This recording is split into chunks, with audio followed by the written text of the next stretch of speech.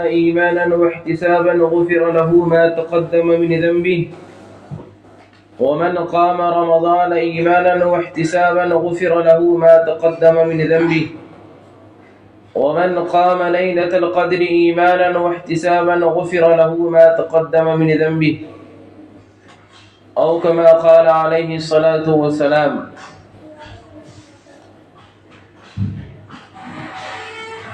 انتہائی عزت و احترام کے مستحق پس پردہ خواتین، میرے نوجوان دوستوں اور بھائیوں، رمضان المبارک کا مقدس مہینہ چل رہا ہے، جو بڑا عظیم مہینہ ہے، افضل مہینہ ہے اور سارے مہینوں کا سردار ہے۔ اسی مہینے میں اللہ رب العالمین نے ایک ایسی رات جو 1000 مہینوں سے بہتر ہے، شب قدر، وہ رات بھی اسی مہینے کے دامن میں اللہ رب العالمین نے رکھی ہے۔ اسی مہینے میں اللہ تبارک و تعالی نے اپنا مقدس اور پاکیزہ کلام قرآن مجید بھی رمضان میں ہی نازل کیا، اور صرف قرآن کریم نہیں بلکہ اللہ تبارک و تعالی نے قرآن کے علاوہ اور بھی جتنی آسمانی کتابیں ہیں، جتنے بھی اللہ کے کلام ہیں، چاہے توریت کی شکل میں ہو، انجیل کی شکل میں، زبور کی شکل میں یا اور دیگر صحائف کی شکل میں، وہ ساری کتابیں اور سارے صحیفے رمضان المبارک کے مقدس مہینے میں ہی نازل ہوئے۔ اس لحاظ سے یہ مہینہ عظیم مہینہ ہوا، افضل مہینہ ہوا، اور اللہ رب العالمین کے ہاں اس مہینے کا ایک خاص مقام ہے، اور مسلمانوں کے لیے بھی، ایمان والوں کے لیے بھی یہ مہینہ ایک اہم مہینہ ہے۔ اگر دیکھا جائے تو یہ مہینہ نیکیوں کا موسم بہار ہے۔ اس مہینے میں انسان اپنے رب کو راضی کرنے کی ہر ممکن کوشش کرے، دن و رات کے 24 گھنٹے میں انسان ہر وقت، ہر آن، ہر لمحہ وہ کام کرے جس سے اس کا رب راضی ہو، اللہ تبارک و تعالیٰ کی مرضیات والے کام کریں، اور اللہ تبارک و تعالیٰ کی نامرضیات، نافرمانی، سرکشی سے انسان باز آ جائے، رک جائے۔ یہ اس مہینے کا احترام ہے۔ اس مہینے کی فضیلت کو بیان کرتے ہوئے حضرت سلمان فارسی رضی اللہ تعالیٰ عنہ کی روایت ہے کہ جناب نبی کریم صلی اللہ علیہ وسلم نے شعبان کے آخری دن ہمیں جمع فرمایا، صحابہ کرام کو، اور جمع فرمانے کے بعد ایک ایسا خطبہ دیا رمضان سے متعلق جو انتہائی جامع خطبہ، انتہائی پرمغز خطبہ، اور رمضان کے لیے ایک گائیڈ لائن اسی خطبے کے اندر اللہ کے رسول علیہ الصلاۃ والسلام نے دی کہ اگر کوئی انسان رمضان کو صحیح طریقے پر گزارنا چاہے تو اللہ کے رسول علیہ الصلاۃ والسلام کے اس خطبے کو پڑھیں، اللہ کے رسول علیہ الصلاۃ والسلام کے اس خطبے کو سنیں اور اس پر انسان عمل کرنے کی کوشش کرے، اور پھر اس کے بعد اپنا یہ مہینہ رمضان کا مہینہ کارآمد بنانے کی فکر کرے۔ حضرت سلمان فارسی رضی اللہ عنہ فرماتے ہیں کہ جناب نبی کریم صلی اللہ علیہ وسلم نے فرمایا کہ اے لوگوں، عنقریب ایک ایسا مہینہ تمہارے اوپر سایہ فگن ہونے والا ہے، ایک ایسا مہینہ آنے والا ہے جو بڑا عظیم مہینہ ہے، جو عظمتوں والا مہینہ ہے، اور یہ مہینہ صبر کا مہینہ ہے، یہ مہینہ غم خواری کا مہینہ ہے۔ اس مہینے میں انسان صبر کرے، اور اس مہینے میں انسان ایک دوسرے کے دکھ میں، درد میں اور غم میں شریک ہو۔ یہ مہینہ اللہ رب العالمین نے بڑا ہی اہم مہینہ تمہارے لیے قرار دیا، اور اس مہینے میں اللہ رب العالمین نے اس کے دن میں روزے کو تمہارے اوپر فرض قرار دیا ہے کہ تم دن میں روزے رکھو اور رات میں تراویح کی نماز پڑھو۔ اللہ رب العالمین کو یہ عمل خوب پسند ہے، بے انتہا پسند ہے۔ تراویح کی نماز سنت ہے، اور اس کے بعد اللہ کے رسول علیہ الصلوۃ والسلام نے فرمایا کہ جو انسان یہ چاہتا ہو کہ اس کے رزق میں برکت ہو تو اس مہینے میں اللہ رب العالمین سے خوب لو لگائے، اللہ تعالیٰ سے خوب تعلق قائم کرے۔ اور تم میں سے جو انسان کسی انسان کو افطار کرا دے افطار کے وقت تو اللہ تعالیٰ اس کی مغفرت کر دے گا۔ صحابہ کرام نے پوچھا یا رسول اللہ، ہم میں سے کسی کے پاس اتنی وسعت نہیں، گنجائش نہیں، اتنی مالی حالت ہماری اچھی نہیں ہے کہ ہم کسی کو پیٹ بھر کر کے افطار کرائیں؟ تو آپ علیہ الصلوۃ والسلام نے فرمایا کہ پیٹ بھر کر افطار کرانا مقصود نہیں، بلکہ کوئی انسان کسی کو ایک گھونٹ پانی پلا دے، ایک کھجور سے افطار کرا دے، ایک چھوارے سے افطار کرا دے، ایک گھونٹ لسی پلا دے تو بھی اللہ تعالیٰ اسے خوب اجر دے گا۔ اور جو انسان پیٹ بھر کر کسی روزے دار کو افطار کرائے گا، اللہ تعالیٰ کل قیامت کے دن اسے میرے ہاتھوں سے ایسا جام پلائے گا کہ اس کے بعد کبھی اسے پیاس نہیں لگے گی۔ یہ اس مہینے کے فضائل ہیں، اور اس مہینے کی تیاری اللہ رب العالمین شروع سال سے ہی شروع کر دیتا ہے۔ رمضان کے لیے اللہ تعالیٰ پورے سال جنت کو آراستہ و پیراستہ کرتا ہے، پورے سال جنت کی تیاری ہوتی ہے۔ رمضان کے لیے جنت کو مزین کیا جاتا ہے، جنت کو سجایا جاتا ہے، اور جب رمضان کی پہلی رات ہوتی ہے تو اللہ تعالیٰ جتنے بھی سرکش شیاطین اور جنات ہیں جو انسانوں کو بہکاتے ہیں، جو انسانوں کو گمراہ کرتے ہیں، جو انسانوں کو اللہ تبارک و تعالیٰ کی بندگی سے روکنے والے ہیں، ان سارے سرکش جنات کو اور سارے سرکش شیاطین کو اللہ رب العالمین قید کروا دیتے ہیں۔ اور اس کے بعد رمضان کی پہلی رات سے ہی جہنم کے دروازے بند ہو جاتے ہیں، اور پورا مہینہ جہنم کا دروازہ بند رہتا ہے اور جنت کے دروازے کھل جاتے ہیں، اور پورا مہینہ جنت کا دروازہ یوں ہی کھلا رہتا ہے۔ اور ہر روز ہر رات اللہ تعالیٰ کا منادی، اللہ تعالیٰ کا قاصد، اللہ تعالیٰ کا میسنجر اعلان کرتا ہے یا باغی الخیر اقبل، کہ اے خیر کے طلبگاروں اور بھلائی کے طلبگاروں، اے خیر تلاش کرنے والوں اٹھ جاؤ اور خیر کی طرف چلو، خیر کی طرف دوڑو۔ اور وہی میسنجر اعلان کرتا ہے یا باغی شر اقصر، اے گنہگاروں، اے برائی کے راستے پر چلنے والے انسانوں، اس رات میں تو رک جاؤ، اس مبارک مہینے کا تو احترام کر لو، ان دنوں میں لاپرواہی نہ کرو، ان دنوں میں گناہ نہ کرو۔ اور روز اللہ رب العالمین کا یہ معمول ہے، وَذَلِكَ كُلُّ لَيْلَ، ہر رات اللہ تعالیٰ کے وہ میسنجر اعلان کرتے ہیں کہ اس رات کا احترام کرو۔ کوئی ایک رات نہیں، روز اللہ کے بندے اللہ کی بندگی کرے، خیر کے راستے پر چلے اور شر کے راستے سے رک جائے، یہ اعلان روز ہوتا ہے۔ اس کی فضیلت کو بیان کرتے ہوئے ایک موقع پر اللہ کے رسول علیہ الصلوۃ والسلام نے ارشاد فرمایا کہ رمضان کی ہر رات میں اللہ تعالیٰ 6 لاکھ لوگوں کو جہنم سے آزاد کرتا ہے۔ رمضان کی ہر رات میں اللہ رب العالمین 6 لاکھ لوگوں کو جہنم سے آزاد کرتا ہے، اور جب رمضان کی آخری رات ہوتی ہے تو جتنے اللہ نے پورے مہینے جہنم سے آزاد کیے، اس ایک رات میں پورے مہینے کے بقدر لوگوں کو جہنم سے آزاد کر دیتا ہے۔ اس لحاظ سے اگر ہم 6 لاکھ کو اگر ہم مہینہ اگر 29 کا ہوا اور اگر 6 کو 29 سے ضرب دیں تو 1,74,00,000 لوگ ہوئے، اور اگر مہینہ 30 کا ہوا تو 1,80,00,000 لوگ جہنم سے آزاد ہوں گے۔ اور چاند رات میں جو آخری رات ہوتی ہے، عید کی رات، جسے ہم نے اور آپ نے عید کی رات کا نام دے رکھا ہے، جسے ہم اور آپ چاند کی رات، جسے اور ہم نے اور آپ نے عیش موش کرنے کی رات،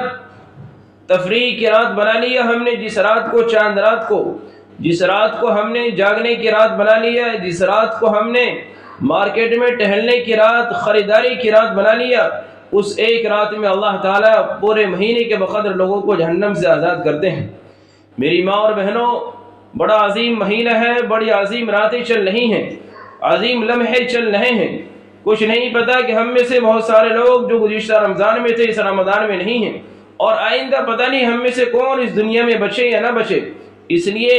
عقل مند انسان وہ ہے جو اس مہینے کو اہم سمجھے، غنیمت سمجھے، اس مہینے کے دن کو، اس کی رات کو، اس کے منٹ کو، ہر لمحے کو انسان اپنی زندگی کا آخری لمحہ سمجھے، آخری منٹ سمجھے، آخری رات سمجھے، آخری دن سمجھے، اور ہر روزے کو انسان اپنی زندگی کا آخری روزہ سمجھے، اور اس لحاظ سے انسان تیاری کرے تو وہ انسان واقعتاً خوش نصیب انسان ہے، وہ انسان واقعتاً عقل مند انسان ہے۔ لیکن افسوس کے ساتھ کہنا پڑتا ہے کہ رمضان کے سلسلے میں جو لاپرواہی ہمارے یہاں برتی جا رہی ہے ہمارے معاشرے میں اور ہمارے سماج میں، ہر انسان کو بخوبی معلوم ہے کہ ہم رمضان کے سلسلے میں کتنے لاپرواہ ہیں، ہم رمضان سے کس قدر لاپرواہ ہیں۔ ہمارے دلوں میں رمضان کی عظمت نہیں، اہمیت نہیں، وقت نہیں کہ ہم رمضان کا کس قدر احترام کریں، رمضان کا کس قدر اہتمام کریں، احترام کریں۔ ہونا تو یہ چاہیے تھا کہ ہمارے دلوں میں رمضان کی عظمت خوب ہو، رمضان کے وقت خوب ہو، اور ہم دن و رات 24 گھنٹے اللہ رب العالمین کی عبادت میں اپنے وقت کو لگائیں۔ لیکن وہی حال، وہی مزاج، وہی رویہ، جو رویہ 11 مہینے، جو مزاج ہمارا 11 مہینے کا بنا ہوا، وہی مزاج اب بھی بنا ہوا ہے۔ کوئی زندگی میں تبدیلی نہیں آئی، کوئی زندگی میں انقلاب نہیں آیا، کوئی اپنی روش میں تبدیلی لانے کی کوشش نہیں کر رہا ہے، چاہے مرد ہو یا عورت ہو۔ سرسری طور سے ہم میں سے ہر انسان نے عبادت کو سرسری طور سے کرنا شروع کر دیا۔ اگر ایک انسان نماز بھی پڑھ رہا ہے تو سرسری نماز، تراویح کی نمازیں بھی ہو رہی ہیں، مسجد میں ہو یا گھروں میں تو سرسری نمازیں ہو رہی ہیں، خانہ پوری کرنے کے لیے کہ بس چلو ہم نے نماز پڑھ لی۔ لیکن جو اصل مقصد ہے، جو روحانیت حاصل ہونی چاہیے، جو عبادت کا اصل مقصد کہ میرا رب مجھ سے راضی ہو جائے، وہ مقصد سے ہم اور آپ کو دور ہے۔ عبادت کے اندر حلاوت نہیں، عبادت کے اندر مٹھاس نہیں، وہ ذائقہ نہیں۔ کیوں کہ ہم نے اور آپ نے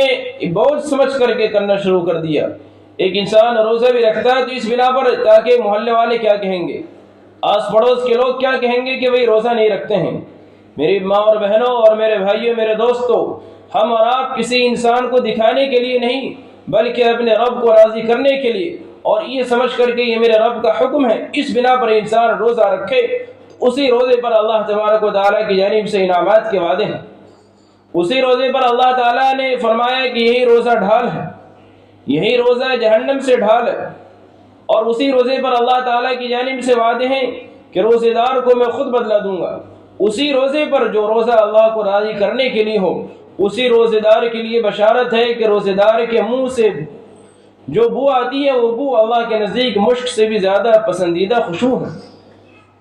اس روزے پر جس روزے میں لغو لعب نہ ہو،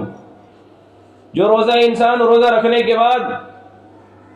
صبح صادق سے لے کر غروب آفتاب تک روزہ اللہ کی رضا کے لیے رکھے، جس میں نہ کوئی جھوٹ ہو، جس میں نہ غیبت ہو، جس میں نہ چغلی ہو، جس میں نہ کوئی اور غلط کام ہو، چاہے وہ غلط کام زبان کے ذریعے ہو یا وہ غلط کام آنکھ کے ذریعے ہو، یا وہ غلط کام غلط بول کان کے ذریعے ہو، یا وہ غلط کام ہاتھوں کے ذریعے ہو یا پیروں کے ذریعے ہو۔ اگر وہ غلط کام نہ ہو تو پھر وہ روزہ وہی روزہ ہے جس روزے پر اللہ کے رسول علیہ الصلوۃ والسلام نے بشارت دی۔ اور اگر ہمارا روزہ ایسا ہو کہ ہم صبح سے لے کر شام تک بھوکے رہیں اور ہم جھوٹ بھی بولیں، غیبت بھی کریں، چغلی بھی کریں اور ایک کی دو لگائیں، تو پھر ایسا روزہ رکھنا بیکار ہے، پھر بھوکا رہنا ہے۔ یہ روزہ رکھنا نہیں بلکہ بھوکا رہنا ہے۔ اس لیے روزے کا احترام یہی ہے، اس مبارک مہینے کا احترام یہی ہے کہ انسان سارے گناہ سے باز آ جائے، سارے غلط کارنامے چھوڑ دے، غلط کرتوت چھوڑ دے، اور انسان سچائی کے راستے پر چل پڑے، انسان سیدھے راستے پر چل پڑے اپنے رب کو راضی کرنے کے لیے، اور اللہ کے رسول علیہ الصلوۃ والسلام کے بتلائے ہوئے طریقے پر انسان چلے، تو پھر انشاءاللہ رمضان کے اندر جو حلاوت ہے، جو مٹھاس ہے، جو روحانیت ہے اور جو سرور ہے، وہ انشاءاللہ ہمیں حاصل ہو کر کے رہے گا۔ آج دلوں میں برکت نہیں ہے کہ ابھی رمضان کے ایام شروع ہوئے اور ابھی رمضان کے ایام ختم ہو جائے، کچھ پتہ نہیں، دیکھتے دیکھتے آج چھٹا روزہ ہے۔ کیوں؟ پتہ ہی نہیں چل پا رہا ہے کہ عبادت کے اندر وہ مزہ نہیں، عبادت کے اندر وہ ذائقہ نہیں۔ قرآن کریم کی تلاوت ہم اور آپ کرتے ہیں اس لیے کہ ہم گھر میں یہ کہے کہ ہم نے اتنے قرآن پڑھ لیے، اپنے یار دوستوں میں ذکر کرے، تذکرہ کرے، عورتیں اپنی سہیلیوں میں تذکرہ کریں، گھر کے افراد میں تذکرہ کریں کہ ہم نے 5 قرآن پڑھ لیے، ہم نے 6 پڑھ لیے، ہم نے 10 پڑھ لیے، جتنی بھی تعداد ہے۔ میری ماں اور بہنوں، عبادت کے اندر تعداد مقصود نہیں ہے، بلکہ عبادت کے اندر اصل کوالٹی آنی چاہیے، خوبصورتی آنی چاہیے۔ عبادت مختصر ہو لیکن اس کے اندر مزہ ہو۔ قرآن کم پڑھیں، 5 قرآن نہ پڑھیں، 2 قرآن پڑھیں، لیکن 2 قرآن پڑھیں سمجھ کر کے پڑھیں، ٹھہر کر کے پڑھیں۔ ایسا نہیں کہ قرآن آج ہمارے کیا مزاج قرآن پڑھنے کا، جو قرآن کھول کر کے بیٹھ جاتے ہیں اور پھر من میں پڑھتے ہیں۔ قرآن من میں پڑھنے کا نام نہیں ہے، قرآن دل میں پڑھنے کا نام نہیں ہے، بلکہ قرآن کو اپنے الفاظ سے اور زبان کے ذریعے، زبان سے اس کے الفاظ اور اس کے بول کو ادا کریں، اور قرآن کو اسی انداز میں، قرآن کو ٹھہر کر کے، قرآن کے قواعد کے مطابق، قرآن کے حروف کی ادائیگی کے ساتھ قرآن کو پڑھیں گی، جب قرآن پڑھنے میں مزہ آئے گا۔ ہم اور آپ قرآن پڑھنے والوں کے بارے میں سنتے رہتے ہیں کہ فلاں قاری صاحب بڑے اچھے تھے، اس کے پڑھنے سے بڑا مزہ آتا تھا، سرور آتا تھا۔ آخر تو کوئی بات تھی ان کے قرآن میں، انہوں نے قرآن کو قرآن کی طرح پڑھا، انہوں نے قرآن کو سرسری نہیں پڑھا، ان کے اوپر قرآن بوجھ نہیں تھا، بلکہ قرآن کو اللہ کا کلام سمجھ کر کے پڑھا۔ ہم اور آپ قرآن پڑھتے ہیں قرآن کو سرسری طور پر کہ بھی چلو پڑھ لو، رمضان کا مہینہ ہے، اگر ہم رمضان میں بھی نہیں پڑھیں گے تو لوگ کیا کہیں گے؟ 11 مہینے ہمیں قرآن پڑھنے کی توفیق نہیں، 11 مہینے قرآن کے اوپر دھول جمی ہوتی ہے، اور رمضان میں قرآن کو نکالنے کے بعد قرآن پڑھتے ہیں اس لیے، لیکن یہی وجہ ہے کہ پھر مزہ نہیں آتا ہے۔ ہونا ہی چاہیے تھا کہ قرآن کو ہم اسی مہینے میں کم سے کم قرآن کا ترجمہ بھی پڑھیں، قرآن کی تفسیر بھی پڑھیں اور تشریح بھی پڑھیں، قرآن ہم سے کیا کہہ رہا ہے۔ اللہ رب العالمین نے یہ کلام کیوں نازل کیا؟ اللہ نے اپنی کتاب ہمیں کیوں عطا کی؟ کبھی ہم نے اور آپ نے سوچا، غور کیا کہ قرآن اللہ نے کیوں نازل کیا؟ میری ماں اور بہنوں، غور کرنے کا مقام ہے کہ قرآن کریم کو اٹھا کر کے دیکھیں، جو آیت میں نے آپ کے سامنے پڑھی اس میں اللہ رب العالمین نے صاف اعلان فرما دیا قرآن کے نازل کرنے کا کیا مقصد ہے۔ اللہ نے صاف فرما دیا کہ ہم نے اس قرآن کو رمضان کے مہینے میں نازل کیا، شہر رمضان الذی انزل فیہ القرآن ھدی للناس، کہ ہم نے اس قرآن کو رمضان کے مہینے میں نازل کیا اور انسانوں کی ہدایت کے لیے نازل کیا، لوگوں کی ہدایت کے لیے نازل کیا، کہ اس قرآن کے ذریعے پوری دنیا کے انسان ہدایت پالیں، پوری دنیا کے انسان سیدھے راستے پر آ جائیں، پوری دنیا کے انسان گمراہی سے نکل کر کے اور صراط مستقیم پر گامزن ہو جائے۔ یہی قرآن کے اترنے کا مقصد ہے، یہی قرآن کا مشن ہے، اور یہی قرآن کے نازل ہونے کا، اللہ کے رسول علیہ الصلوۃ والسلام پر قرآن کے نازل ہونے کا مقصد ہے۔ خود قرآن ہم سے کہہ رہا ہے افلا یتدبرون القرآن، کہ قرآن کریم میں غور و فکر کیوں نہیں کرتے؟ ہمیں قرآن میں غور و فکر کرنا چاہیے۔ ہم نماز میں سورہ فاتحہ پڑھتے ہیں، ہمارے لوگوں کو سورہ فاتحہ کا مطلب نہیں معلوم، مفہوم نہیں معلوم کہ ہم کسی کے سامنے قرآن کے پیغام کو کیسے واضح کریں۔ ہم اغیار کے سامنے، ہم غیروں کے سامنے، اگر ہم سے کوئی قرآن کے بارے میں، قرآن کے پیغام کے بارے میں پوچھ لے، ہمارے سامنے کوئی، ہمارے ایمان والے بھائی کے سامنے یا ایمان والی بہن کے سامنے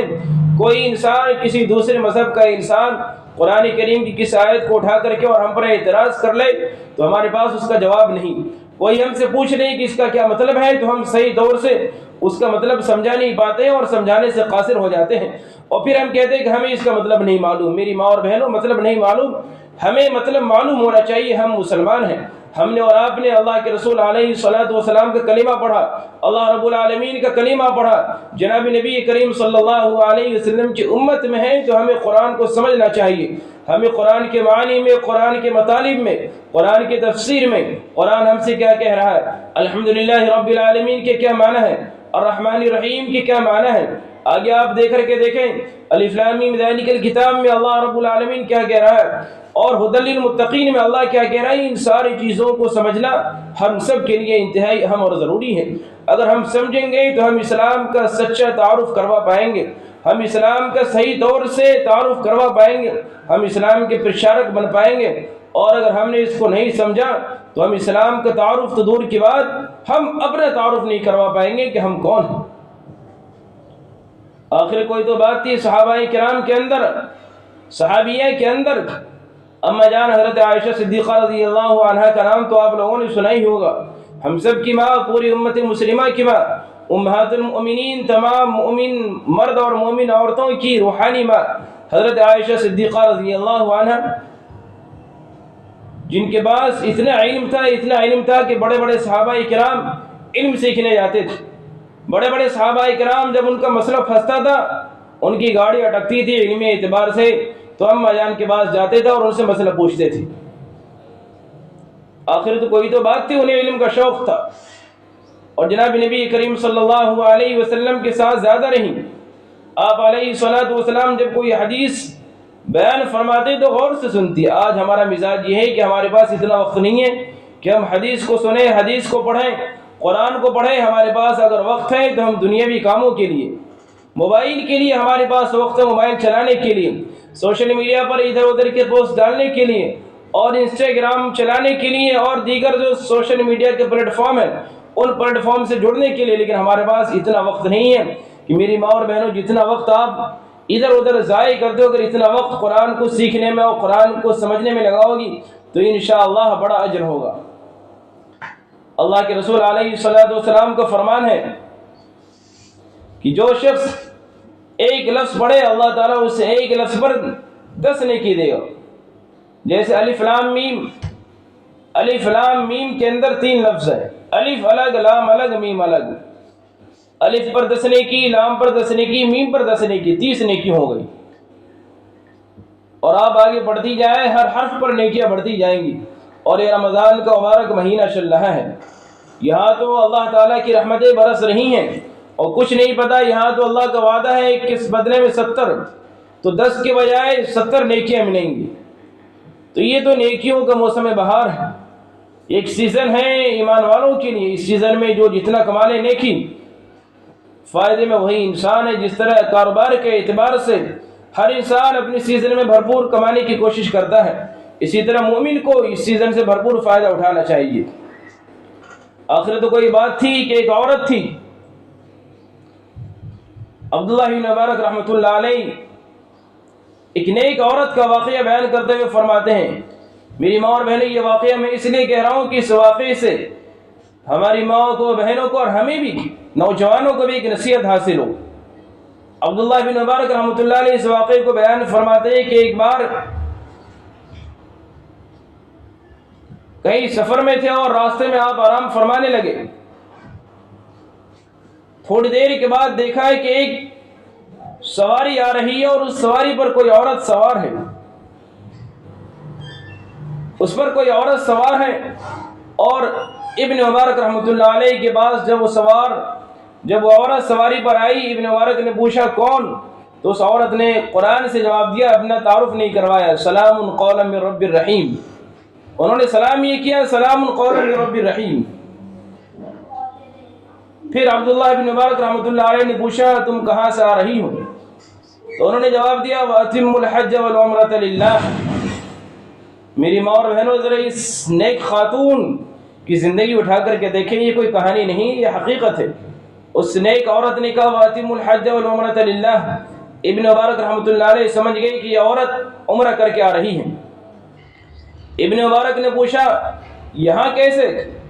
پھر اس عورت نے قرآن سے ہی جواب دیا وَمَن يُضْلِلِ اللَّهُ فَلَا هَادِيَ لَهُ، کہ جو جسے اللہ تعالیٰ گمراہ کر دے اسے ہدایت دینے والا کون؟ مظاہر مطلب یہ ہے، لیکن وہاں مطلب یہ ہے کہ وہ عورت راستہ بھول گئی. ابن مبارک نے پوچھا کہاں جانا ہے؟ اس عورت نے فرمایا وَقَالَ ادْخُلُوا مِصْرَ إِنْ شَاءَ اللَّهُ آمِنِينَ. ابن مبارک رحمۃ اللہ علیہ سمجھ گئے کہ یہ عورت شہر جانا چاہتی ہے. ذرا غور کریں قرآن کے الفاظ، اگر آپ چاہیں اور اگر آپ ٹھان لیں تو آپ بھی قرآن سے بات کر سکتی ہیں. ابن مبارک سمجھ گئے کہ یہ عورت شہر جانا چاہتی ہیں. چنانچہ ابن مبارک رحمۃ اللہ علیہ نے سواری کی لگام پکڑ لی اور ساتھ ساتھ چلنے لگے. ابن مبارک رحمۃ اللہ علیہ نے پھر راستے میں پوچھا ان سے کہ بتاؤ تمہارے شوہر وغیرہ بھی ہیں، تم کیا کرتی ہو؟ تو پھر اس عورت نے کوئی جواب نہیں دیا، بلکہ قرآن کی آیت وَلَا تَقْفُ مَا لَيْسَ لَكَ بِهِ عِلْمٌ إِنَّ السَّمْعَ وَالْبَصَرَ وَالْفُؤَادَ كُلُّ أُولَٰئِكَ كَانَ عَنْهُ مَسْئُولًا، کہ بے فائدہ باتیں نہ کرو، جس بات سے کوئی تعلق نہیں اس بات کو نہ کرو. ابن مبارک رحمۃ اللہ علیہ فرماتے کہ پھر راستے میں نے شعر گنگنانے شروع کر دیا، اشعار، عربی کے اشعار پڑھنا شروع کر دیا. پھر اس عورت نے قرآن کریم کی آیت پڑھی فقرؤوا ما تیسر من القرآن، جو کچھ تم پڑھ سکتے ہو قرآن میں پڑھو، کچھ اور نہ پڑھو، صرف قرآن سے پڑھو۔ پھر اس کے بعد ابن مبارک رحمۃ اللہ علیہ فرماتے ہیں کہ جب میں شہر کے حدود میں داخل ہوا تو میں نے کہا شہر آ گیا، تمہارے بچے کون ہیں؟ اس عورت نے کہا ابراہیم و اسماعیل و اسحاق، کہ ان کے بچوں کے نام، یہ 3 لڑکے ان کے۔ اس سے پہلے شہر میں آنے سے پہلے پوچھا کوئی ہے؟ بولہا المال والبنون زینت الحیات الدنیا، کہ مال ہے اور اولاد ہے، یہ ساری چیزیں۔ پھر بچوں کے نام پوچھے تو ابراہیم، اسحاق، یعقوب بچوں کے نام بتلائے۔ ابن مبارک رحمۃ اللہ علیہ فرماتے ہیں کہ جب میں ان کے گھر پر پہنچا تو 3 نوجوان انتہائی خوبصورت، حسین و جمیل، اور جس کے چہرے پر نور ہی نور ٹپک رہا تھا، چہرہ منور، نورانی چہرہ، اور ایسا انسان کہ میں نے زندگی میں کبھی نہیں دیکھا۔ اللہ نے وہ نور عطا کی، انہیں وہ نور بخشا، اللہ تعالیٰ کی جانب سے وہ نور ملا تھا۔ چنانچہ اس کے بعد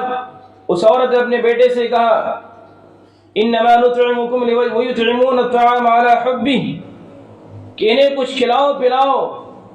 جو لوگ راستے میں ہو، جو مسکین ہونا، کھلاؤ پلاؤ، مطلب اس کا یہ ہے۔ چنانچہ ان کے لڑکوں نے دسترخوان بچھایا اور کھانے پینے کی جو چیزیں تھی حاضر کر دی۔ ابن مبارک رحمۃ اللہ علیہ نے کھانے پینے سے منع کیا، میں کھاؤں گا نہیں۔ تو اس عورت نے پھر قرآن سے کہا انما نطعمکم لوجه اللہ، کہ میں تو صرف اللہ کی رضا کے لیے کھلانا چاہتی ہوں۔ چنانچہ ابن مبارک نے کھایا، اور کھانے کے بعد پھر ابن مبارک رحمۃ اللہ علیہ نے ان کے لڑکوں سے بات کی، گفتگو کی، اور ان کے بچوں سے پوچھا یہ تو بتاؤ تمہاری ماں، میں راستے میں آ رہا ہوں، اور اس کے بعد پورے راستے میں انہوں نے قرآن کریم سے ہی بات کی، آخر ماجرا کیا ہے؟ تو ان کے بچوں نے کہا بات دراصل یہ ہے کہ میری ماں حافظہ بھی ہے، عالمہ بھی ہے، اور محدثہ بھی ہیں، قرآن بھی حفظ کر رکھی ہیں، عالمہ بھی ہے، محدثہ بھی ہیں، اور 20 سال سے ان کا معمول ہے کہ صرف قرآن سے ہی بات کرتی ہیں، ادھر ادھر کی کوئی بات نہیں کرتی ہیں۔ تو میری ماں اور بہنوں، ایسی بھی نیک خاتون دنیا میں گزری ہیں، اور آخرکار وہ بھی تو عورت تھی، اور آج کی ہماری مائیں بھی، آج کی ہمارے بہنیں بھی عورتیں ہیں۔ فرق یہ ہے کہ انہوں نے دین کو دین سمجھا، قرآن کو قرآن سمجھا، ان کے دل میں خوف خدا تھا، خشیت و خداوندی تھی کہ مجھے ایک دن مرنا ہے، اور اگر ہم نے کوئی غلط باتیں کی، غلط الفاظ نکالے زبان سے، اور وہ میرے نامہ اعمال میں درج ہو گئے تو اللہ رب العالمین میں کیا منہ دکھاؤں گی۔ یقیناً جس کے دل میں خوف خدا ہو، وہ انسان چاہے مرد ہو یا عورت ہو، وہ ہر آن، ہر لمحہ، ہر منٹ اپنے آپ کو قیمتی سمجھتا ہے کہ کچھ نہیں پتا کس وقت میرے رب کی طرف سے بلاوا آ جائے، اور ایسا نہ ہو کہ جب میری زندگی کا آخری لمحہ ہو تو وہ لمحہ گناہوں میں ہو، اور پھر جب اللہ کے سامنے جب میرا رجسٹر کھولا جائے تو اس کے اندر گناہ درج ہو۔ ضرورت اس بات کی ہے کہ مبارک مہینہ چل رہا ہے، اور اس مہینے کے اندر جہاں اور بہت سارے کام، جو بہت ساری عبادتیں ہیں، اس مبارک مہینے کا قرآن سے خاص لگاؤ، قرآن سے خاص تعلق ہے کہ ہم اس مبارک مہینے میں قرآن کی تلاوت کثرت سے کریں، خوب قرآن کی تلاوت کریں، اور مزے لے کر کے قرآن پڑھیں۔ جب قرآن پڑھیں تو اس میں ڈوب جائیں، اور اس کے اندر جو حلاوت ہے، جو مٹھاس ہے، جب ہم قرآن پڑھیں گے قرآن کی طرح تو یقیناً انشاءاللہ قرآن پڑھنے کے بعد جو مٹھاس قرآن کے اندر ہے، جو حلاوت قرآن میں ہے، جو ذائقہ قرآن میں ہے، وہ کسی اور کتاب میں نہیں، نہ کسی اور زبان میں، نہ کسی اور کلام میں، نہ کسی اور بول میں۔ میں آپ کو بتاتا چلوں، اللہ کے رسول جناب محمد رسول اللہ صلی اللہ علیہ وسلم کے بڑے بڑے جانی دشمن آپ لوگوں نے سب نے سنا ہوگا۔ ابو جہل آپ کا کٹر دشمن، ابو سفیان جو بعد میں اسلام میں داخل ہو گئے، اور اخنس ابن شرق جو بھی کٹر دشمن، یہ سارے کے سارے مکہ کے بڑے بڑے سردار۔ لیکن جب جناب نبی کریم صلی اللہ علیہ وسلم رات میں تہجد میں قرآن کی تلاوت کرتے تو یہ سارے سردار چھپ کر کے آتے، اور آپ علیہ الصلوۃ والسلام کا قرآن سنتے، کلام سنتے۔ ایک دفعہ کی بات ہے، اللہ کے رسول علیہ الصلوۃ والسلام گھر میں تہجد میں نماز پڑھ رہا ہوا، تہجد کے اندر قرآن کریم کی تلاوت زور سے آپ کرتے۔ اتفاق سے ابو سفیان بھی، اور ابو جہل بھی، اور اخنس ابن شریق، یہ تینوں کے تینوں بڑے سردار اور بڑے دشمن، اور ان تینوں میں سے کسی کو نہیں پتا کہ میں وہاں پر ہوں۔ سب اکیلے اکیلے آئے اور جناب نبی کریم صلی اللہ علیہ وسلم کی تلاوت سننے، سنتے سنتے صبح ہو گئی اور تینوں چلے گئے۔ راستے میں تینوں کی ملاقات ہوئی، اور جب تینوں کی ملاقات ہوئی تو تینوں نے ایک دوسرے کو ملامت کرنا شروع کر دیا کہ ہم دن رات میں تو ہم یہ کہتے ہیں کہ محمد ایسے ہیں ویسے ہیں، آئندہ ہم اس کے پاس نہیں آئیں گے۔ پھر دوسری رات ہوئی اور دوسری رات بھی پھر وہی تینوں الگ الگ آئے.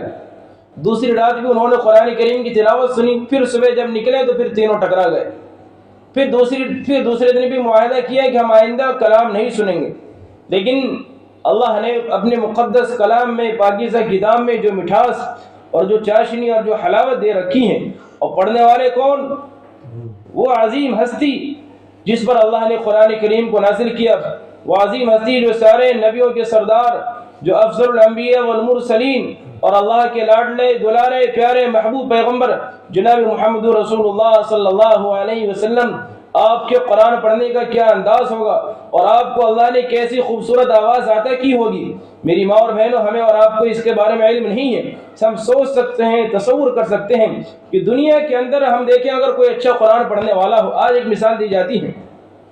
کہ جب خانہ کعبہ سے تراویح ہم اور آپ براہ راست لائیو پروگرام دیکھتے ہیں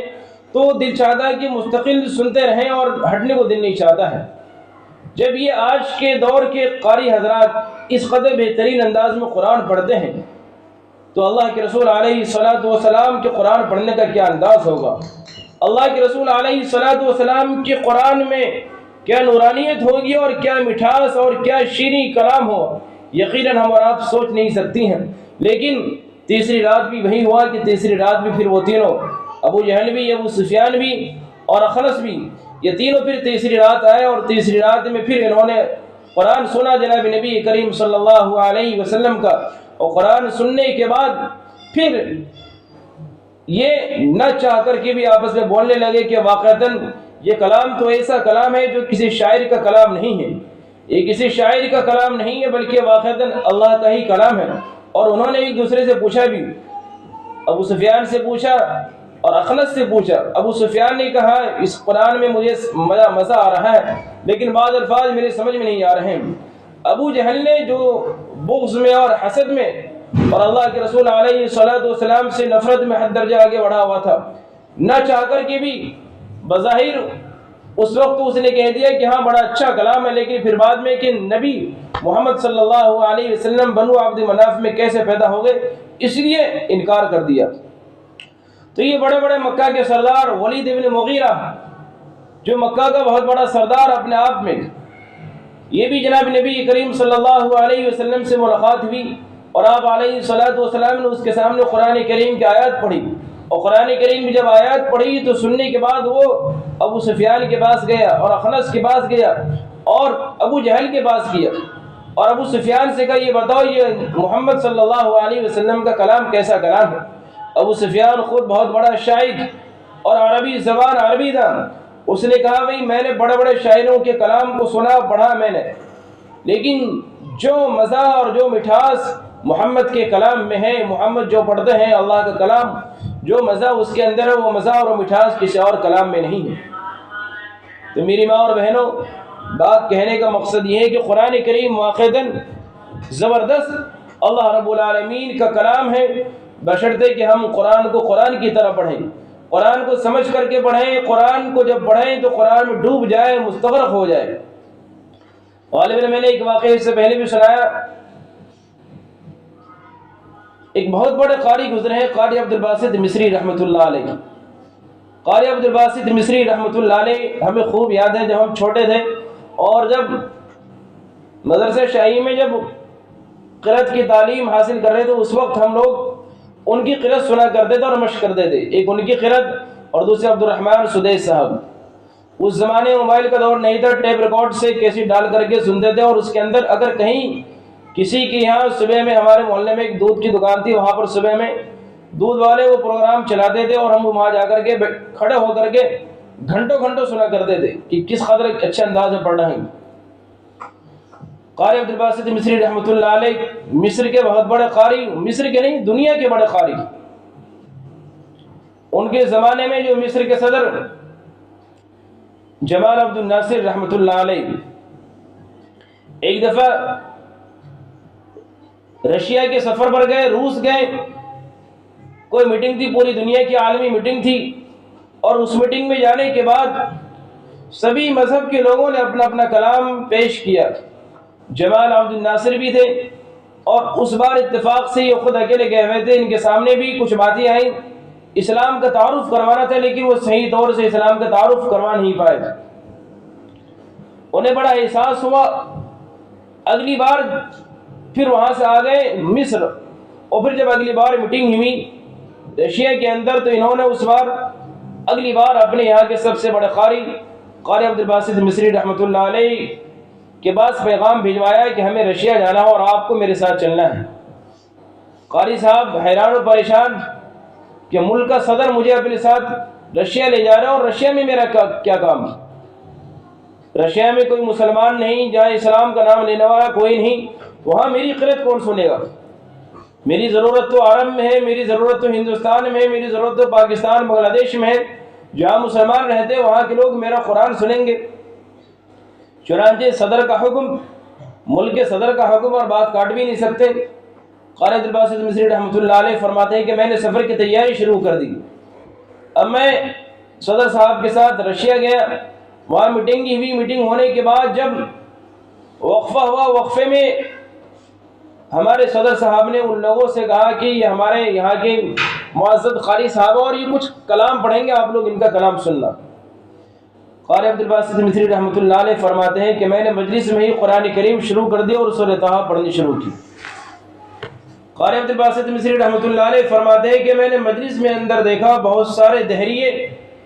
دہاڑے مار مار کر کے رو رہے تھے۔ بعد میں جب ان سے ملاقات ہوئی، ان لوگوں سے پوچھا بھئی آپ لوگ کیوں رو رہے تھے اور آپ ایسے کیوں ہو رہے تھے؟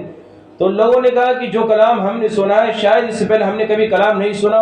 اور جو مزہ اس کلام میں آ رہا تھا، جو نورانیت محسوس ہو رہی تھی، ویسی نورانیت ہم نے کبھی نہیں دیکھی، کبھی ہمیں احساس ہی نہیں ہوا، اور ہم نے کبھی ایسا مٹھاس اور ایسا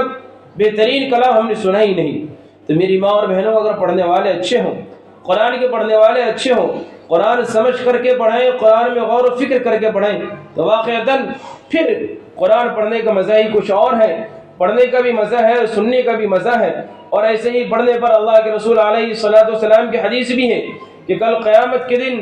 الصیام والقرآن یشفعان للعبد یقول الصیام اے ربی انی منعتہ الطعام والشہوات، کہ کل قیامت کے دن روزہ اور قرآن سفارش کرے گا۔ کس کے لیے؟ جس انسان نے روزہ رکھا اس کے لیے روزہ سفارش کرے گا اللہ کی بارگاہ میں۔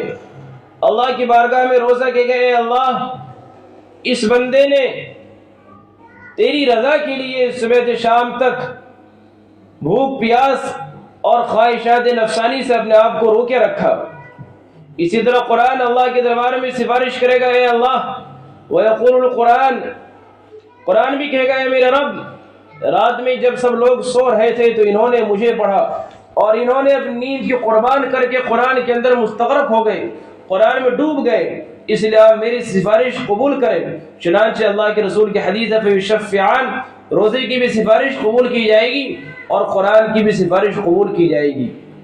یہ مہینہ رمضان کا مہینہ چل رہا ہے، اس لیے ہمارا روزہ بھی اعلیٰ درجے کا روزہ ہونا چاہیے۔ میں بار بار کہہ رہا ہوں، روزہ وہی روزہ قابل قبول ہے جس روزے میں فسق و فجور نہ ہو، لہو و لعب نہ ہو،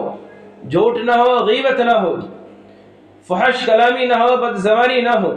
کہ روزہ رکھ کر کے فحش کلامی کرے، اور کبھی روزہ لگ جائے تو گھر میں تلخی آ جائے، بات بات پر جھڑکنا، اونچی آواز سے بولنا، ڈانٹ ڈپٹ کرنا، یا آس پڑوس والوں سے لڑ لینا، روزہ رکھ کر کے ہائی توبہ مچانا کہ آج روزہ لگ گیا۔ یہ روزہ وہ اعمال ہے کہ جو روزہ کو مکروہ کرنے والے اعمال ہے۔ روزہ رکھ کر کے انسان ہائی توبہ مچائے کہ آج روزہ لگ گیا، آج یہ ہو گیا، وہ نہیں، کچھ نہیں۔ اگر روزہ کے اندر یہ بات ہے تو پھر وہ روزہ بیکار ہے۔ یہ اعمال روزہ کو خراب کرنے والے اعمال ہیں۔ اسی طرح قرآن کریم، یہ جہاں یہ پروگرام ہو رہا ہے یہاں الحمدللہ مکتب کا نظام بھی قائم ہے۔ یہاں امت مسلمہ کی وہ بیٹیاں، ہماری وہ بچیاں قرآن کریم سیکھ رہی ہیں۔ یہاں قرآنی تعلیم بھی ہوتی ہے، دین کی تعلیم بھی ہو رہی ہے، احادیث نبویہ بھی پڑھائی جاتی ہیں۔ لیکن افسوس کے ساتھ کہنا پڑتا ہے کہ رمضان کا مبارک مہینہ چل رہا ہے، مبارک ایام چل رہے ہیں، اور ہونا یہ چاہیے تھا کہ ہم رمضان میں اپنے بچیوں کو خوب بھیجتے کہ یہاں جا کر کے قرآن کی تصحیح کریں، اور بچی تو دور کی بات، جو ہماری بڑی عورتیں وہ بھی آ کر کے یہاں پڑھانے والی جو معلمہ ہیں ان سے آ کر کے اپنا قرآن صحیح کریں، کیونکہ یہاں ساری بچیاں ہیں، یہاں نہ لڑکوں کا حساب نہ مردوں کا، یہاں مکمل پردے کا انتظام ہے، تو کوئی روک ٹوک نہیں کہ صرف بچی، بڑی عمر کی عورتیں بھی آ کر کے قرآن صحیح کر سکتی ہیں۔ اور قرآن صحیح کرنے میں ہی مزہ ہے، ایسا نہیں کہ جو قرآن پڑھ لیا پہلے آج سے 20 سال پہلے، 30 سال پہلے، 40 سال پہلے، اور جو غلطی کوتاہی بس وہی پڑھتے ہیں، نہیں تبدیلی لانی چاہیے۔ اگر آپ کو قرآن غلط ہے، قرآن میں کمی ہے، تو آپ یہاں رمضان میں ایک نظام بنائیں آپ، اور رمضان کے علاوہ بھی میں آپ لوگوں سے کہتا ہوں جن کے پاس وقت ہے وہ یہاں آ کر کے، بڑی عمر کی کیوں نہ ہو، وہ یہاں پر آ کر کے جو معلمہ یہاں قرآن کریم پڑھا رہی ان سے آ کر کے قرآن تصحیح کریں، ان سے آ کر کے قرآن کے انداز کو سیکھیں، ان سے آ کر کے قرآن کے لہجے کو سیکھیں، ان سے آ کر کے قرآن کے طرز کو سیکھیں کہ قرآن کس انداز سے پڑھا جائے گا، قرآن پڑھنے میں کہاں مجہول، کہاں غلطیاں ہو رہی ہیں، قرآن کو کس انداز سے پڑھا جانا چاہیے، کہ قرآن پڑھنے کا انداز الگ ہے، قرآن اس طرح پڑھیں یا قرآن کو گاگا کر کے پڑھیں، یا قرآن کو آج کل جس طرح پڑھتی ہیں عورتیں اس طرح پڑھیں توڑ مروڑ کر کے، نہیں، ایسا نہیں پڑھنا چاہیے۔ یہ مطلب اسی لیے قائم ہے آپ کی بھلائی کے لیے، آپ کے فائدے کے لیے، تاکہ کل قیامت کے دن ہم اپنے رب کے حضور یہ تو کہہ سکے کہ اے میرے رب، ہم نے تو کوشش کی لیکن ہماری بیٹیوں نے کوئی توجہ نہیں دی، امت مسلمہ کی ماؤں نے توجہ نہیں دی، اس لیے کل کہیں ایسا نہ ہو کہ اللہ رب العالمین کے یہاں آپ اپنا عذر پیش کریں اور وہ عذر قابل قبول نہ ہو۔ کوئی عذر قابل قبول جبھی ہوگا جب آپ کے پاس کوئی دوسرا راستہ نہ ہو۔ اللہ تعالیٰ جزائے خیر دے ہمارے شمیم بھائی کو، اللہ نے بڑی فکر دین ہے کہ ان کی محنت سے، اور ہمارے شاہزیب بھائی اور ہماری جمعیت کے ساتھی کہ ان لوگوں کی فکر سے، ان کی توجہ سے یہاں بچیوں کا نظام بھی قائم ہے، اور ہماری مسجد میں بھی بچوں کا نظام قائم ہے۔ ہماری مسجد میں شان مصطفیٰ میں بچوں کا دوپہر میں تعلیمی نظام ہم نے قائم کیا مکتب کی شکل میں، اور اسی طرح بالغوں کا بھی ہم نے امت کی کسی فرد کو نہیں چھوڑا، کسی فرد کو تنہا نہیں چھوڑا۔ کل ایسا نہ ہو کہ کل قیامت کے دن کوئی ہم سے کہے اللہ رب العالمین کے سامنے کہ اللہ ہمیں موقع نہیں ملا، ہم نے بچیوں کا نظام الحمدللہ یہاں کر رکھا ہے، بچوں کا نظام مسجد کے اندر کر رکھا ہے، اور بڑی عمر کے وہ لوگ بالغ حضرات، بالغ مرد حضرات، ان کا بھی ہم نے عشاء نظام قائم کر رکھا ہے۔ اللہ تعالیٰ سے دعا ہے کہ اللہ تعالیٰ ان سارے نظام میں خوب ترقی دے، اللہ تعالیٰ ان سارے مکتب کو قبول کرے، اللہ تعالیٰ ان سارے خدمت کرنے والے افراد کی خدمات کو قبول کرے، اور جتنے بھی لوگ جڑے ہوئے ہیں اللہ تعالیٰ سب کی جائز مرادیں اور سب کی تمام پریشانیوں کو دور کرے، یہاں جتنے بھی افراد ہیں، اور اللہ تعالیٰ ان پروگرام، جو ہمارا پروگرام چلنا مستورات کا، یہ پروگرام بھی کافی دنوں بعد یہ پروگرام ہوا ہے، تو اللہ تعالیٰ اس پروگرام کو بھی قبول کرے۔ رمضان کے مہینے میں آپ سے پھر کہتا ہوں کہ مبارک مہینہ چل رہا ہے، اس کو غنیمت سمجھے اور اہم سمجھے، یہ سمجھے کہ زندگی کا آخری رمضان ہے، اس کو لہو و لعب میں نہ لگائیں اور تماشوں میں نہیں۔ اسی طرح رمضان میں جو کام کرنے کے ہیں، ایک بڑی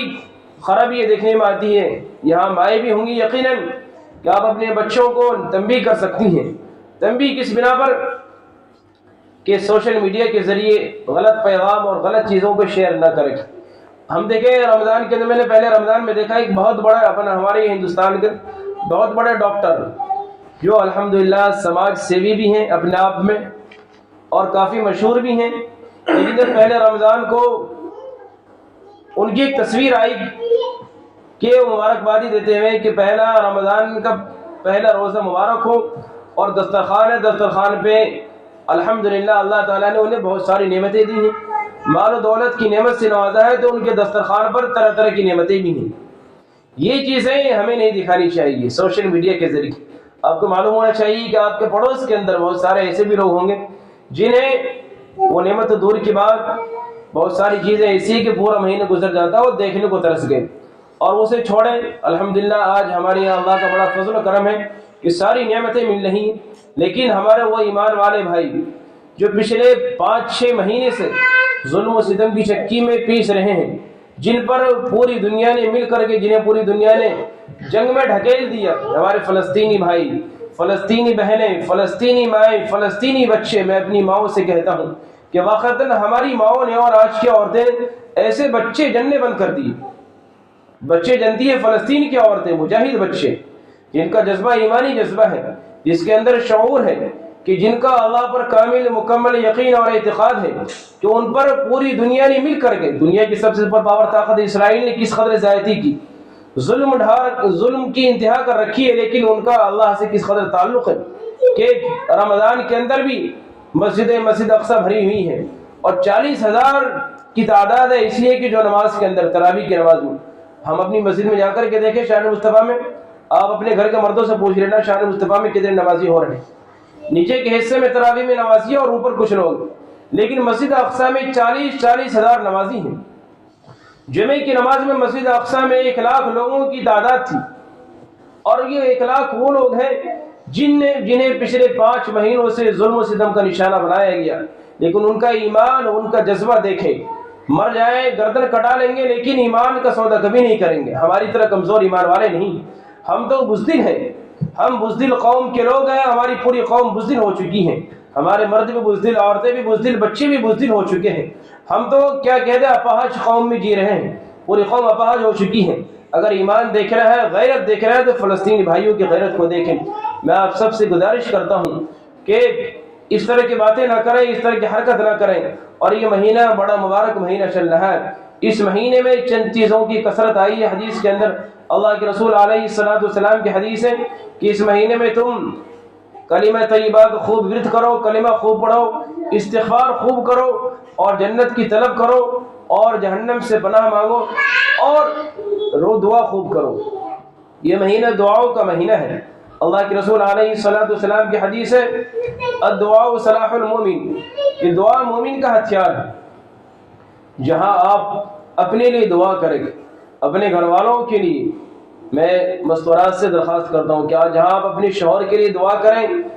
اپنے بیٹوں کے لیے، اپنے بھائیوں کے لیے، وہی اپنے ایمانی اور مسلم اور امت محمدیہ صلی اللہ علیہ وسلم کے مومن ہونے کے ناطے اپنے فلسطینی بھائیوں کے لیے بھی دعا کریں، اپنی فلسطینی بہنوں کے لیے بھی دعا کریں، فلسطینی ماؤں کے لیے بھی دعا کریں، فلسطینی بچوں کے لیے بھی دعا کریں۔ اب دیکھیں فلسطین میں جب ریلیف کا کام ہو رہا ہے، اور وہاں جب کچھ لوگ وہاں پہنچتے، کچھ سامان لے کر کے بانٹتے ہیں۔ ابھی پچھلے دنوں ایک ویڈیو آئی، اس کے اندر کچھ لوگ وہاں کچھ بانٹ رہے ہوں گے، بچوں کی ایک لائن لگی ہوئی ہے، اور ایک بچہ جب تک اس کا نمبر آیا، وہ جو بھی کھانے کی چیز تھی وہ چیز ختم ہو گئی، کھانے کی چیز ختم ہو گئی۔ اس بچے کا جذبہ دیکھے، جب اس بچے سے ایک سوال کرنے والے نے سوال کیا کہ تمہارے حصے میں کچھ نہیں ملا، تو اس بچے نے کہا میں جب تک میرا نمبر آیا ختم ہو چکا تھا۔ پھر کسی نے پوچھا سوال کرنے والے نے اب تم کیا کرو گے، تو اس نے کہا حسبنا اللہ ونعم الوکیل، کہ میرے لیے اللہ کافی ہے۔ میری ماں اور بہنوں، واقعتاً ہمارے لیے کہنا آسان ہے لیکن کرنا بڑا مشکل ہے۔ ہم اور آپ صرف زبان سے کہتے ہیں لیکن کرتے نہیں ہیں، کر کے دکھانے والے ہمارے ایمان والے وہ بھائی ہیں۔ ضرورت اس بات کی ہے کہ ہم ان کے لیے دعا کریں،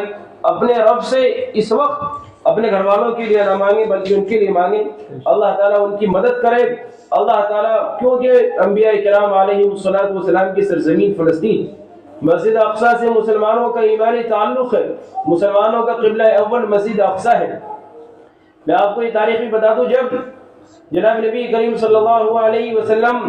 کو نبوت ملی اور جب نماز کی فرضیت کا حکم نازل ہوا، تو تقریباً 17 مہینے تک آپ علیہ السلام نے مسجد اقصی کی طرف رخ کر کے نماز پڑھی۔ 17 مہینے تک ہمارا قبلہ مسجد اقصی رہا، بیت المقدس رہا، اس کے بعد ہمارا قبلہ خانہ کعبہ ہو گیا۔ اس لیے ہمیں اپنے بھائیوں کے لیے ان کے لیے دعا کریں، اور انہیں اپنی دعا میں ضرور یاد رکھیں ہر وقت، ہر موقع پر۔ ایسا نہیں کہ شروع میں تو خوب جذبہ تھا، ہم نے دیکھا، لیکن اب 5 مہینے ہو گئے، اب لوگوں نے ٹھنڈے بستے میں ڈال دیا۔ نہیں، ہمیں اب بھی ان کے لیے دعا کرنی ہے، ان کے لیے، پوری امت مسلمہ کے لیے، اور اس ملک کے لیے بھی کہ آنے والے جو انتخابات ہیں، جو آنے والے الیکشن ہے، اس الیکشن کے لیے رمضان کا مہینہ ہے، کچھ نہیں پتا کہ کس وقت اللہ تعالیٰ ہماری کون سی دعا قبول کر لے۔ اپنے لیے بھی دعا کریں، اللہ تعالیٰ اس ملک کو امن و سلامتی کا گہوارہ بنائے، اللہ تعالیٰ ہمیں بہترین حکمراں عطا کرے، ہمارا لیڈر ایسا ہو جو ہمارے حق میں بہتر ہو، منصف ہو، انصاف کرنے والا ہو،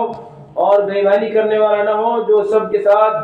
برابر کا معاملہ کرے۔ اللہ تعالیٰ ہمیں ایسے حکمراں عطا کرے۔ اللہ پوری دنیا میں امن و امان کی فضا کو قائم کرے، پوری دنیا کے اندر خوشگوار ماحول قائم کرے۔ اللہ رمضان کے وسیلے سے یہی چند باتیں ہیں جو کچھ میں نے کہی ہے، اللہ تعالیٰ مجھے بھی عمل کی توفیق دے، آپ کو بھی عمل کی توفیق دے. اللہ اس مبارک مہینے کی قدردانی کی توفیق دے.